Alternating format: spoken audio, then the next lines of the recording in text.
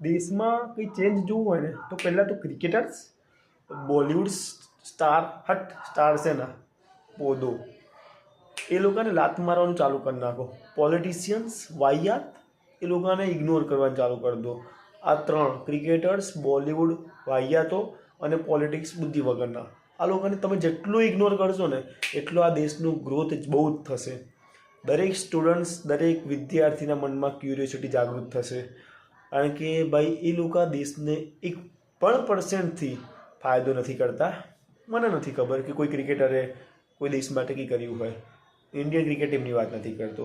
મને નથી ખબર કે બોલિવૂડ કોઈ સ્ટાર્સ એન્ડ વટ બોલિવૂડના કોઈ પણ હિરોઈનોએ કંઈ કર્યું હોય. મને નથી ખબર કે પોલિટિશિયનમાં કેટલા લોકો સારા કે ખરાબ અને બતાવે એમનું કામ. મેં નથી એટલું બધું જોયું. ઘણું બધું કરે છે પરંતુ ઘણા બધા બકવાસ પણ છે. એવું ડાયરેક્ટ એવું નથી કહેતો પોલિટિક્સ એકદમ ખરાબ, પરંતુ બહુ બધું ડાઉન્સમાં ચાલે છે સિસ્ટમ્સ. બસ દેશને આગળ વધારવા માટે આ 2-3 વસ્તુ છે જેને જેટલું ઇગ્નોર કરશો એટલો વધારે દેશનો ઇકોનોમિકલ ગ્રોથ, ઇન્ટેલેક્ચ્યુઅલ ગ્રોથ ધીરે ધીરે વધતો જશે. અને એ લેવલે વધશે ને કે પછી આપણે પોતે દરેક ફિલ્ડમાં હરેક પડે અને હરેક દૃષ્ટિકોણથી વિચારી શકશું. અને મારે તો એ જ જોઈએ છે.